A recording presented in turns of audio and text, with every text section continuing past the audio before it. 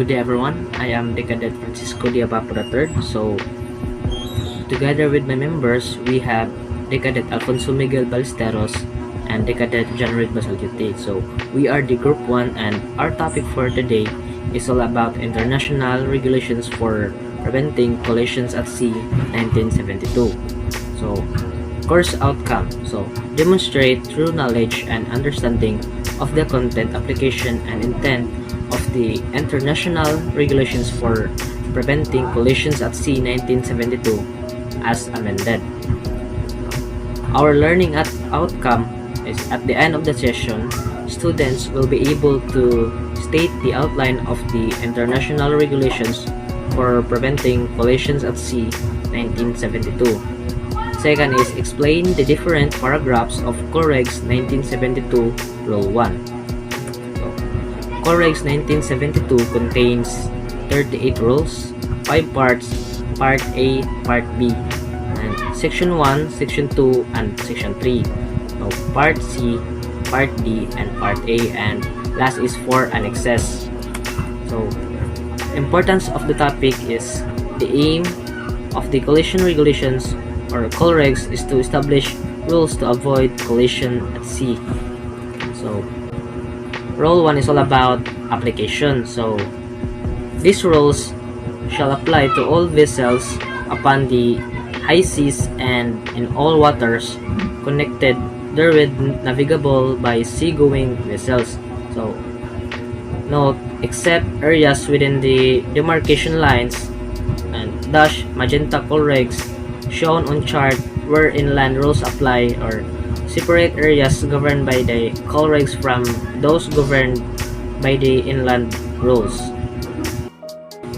This rule means all ships, even though it is big or small ships, are to follow the rules as given in COLREGS. So, small yachts, fishing vessels, and other barges all as long as they sail on the seas, all waters connected to the high seas, which include major rivers, having ports on their banks and which are visited by seagoing vessels.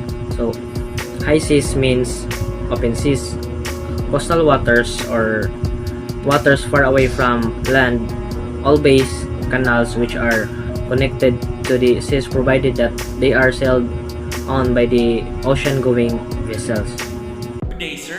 I am Cadet Ballesteros Alfonso Miguel, and I will continue our report. So, Rule 1, Application B. Nothing in these rules shall interfere with the operation of any special rules made by an appropriate authority.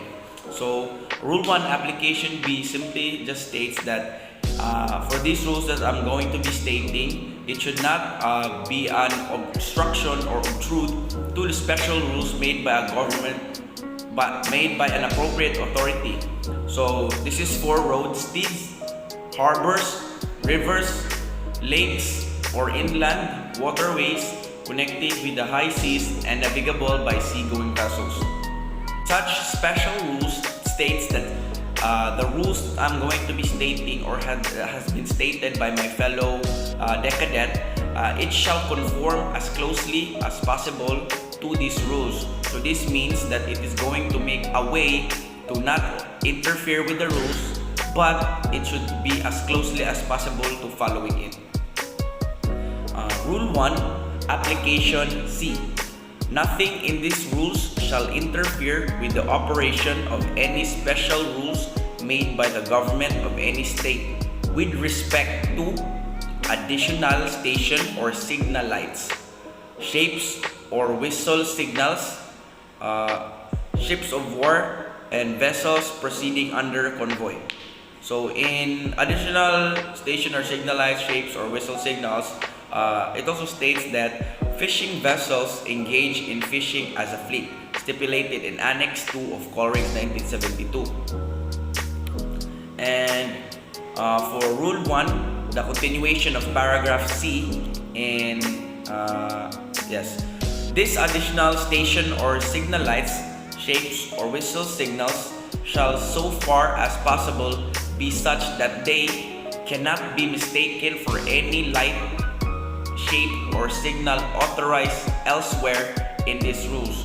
So this states that it cannot be mistaken, or the lights that have been presented, or the shape signals that are going to be presented cannot be mistaken for any other signal lights, so that the intention is clear.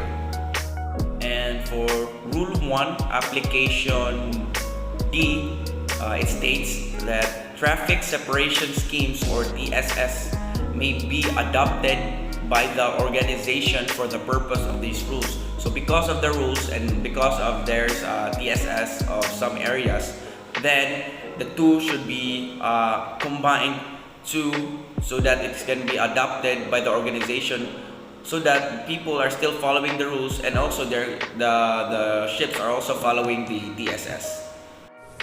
Good day everyone, I am Deck Cadet Basilio Tijan Reid, and I am going to continue the report left by my fellow Deck Cadet Ballesteros. So, maybe you are wondering what should be done if a vessel of any special construction or purpose cannot comply with the provisions of any of these rules with respect to the specifications of light, shapes, and sound signals. So, to answer this question, we will look at Rule 1 Application E, which states that whenever the government concerned shall have determined that a vessel of special construction or purpose cannot comply fully with the provisions of any of these rules with respect to the number, position, range, or arc of visibility of lights or shapes, as well as to the disposition and characteristics of sound signaling appliances. So, most conventional commercial vessels are built to conform to the provisions of these rules.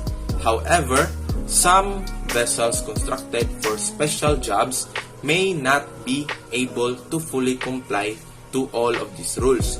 So, what do you mean by vessels of special construction or purpose? So, some accurate examples for these are the waterborne seaplanes, aircraft carriers, tugboat, and submarines. So, such type of vessels shall comply with such other provisions in regard to the number, position, range, or arc of visibility of lights or shapes, as well as to the disposition and characteristic of sound signaling appliances, as her government should have determined to be the closest possible compliance with these rules in respect of that vessel. So, some rules may interfere with the special purpose or specific operation of a certain vessel. So, therefore, they may apply for alternative means to comply to the rules depending on the region that the vessel is built or currently operating. So, therefore, these vessels that could not comply due to their nature must submit a written application to the Chief of Marine Safety Division of the Coast Guard District for the use of alternative means to comply as closest as possible to the rules.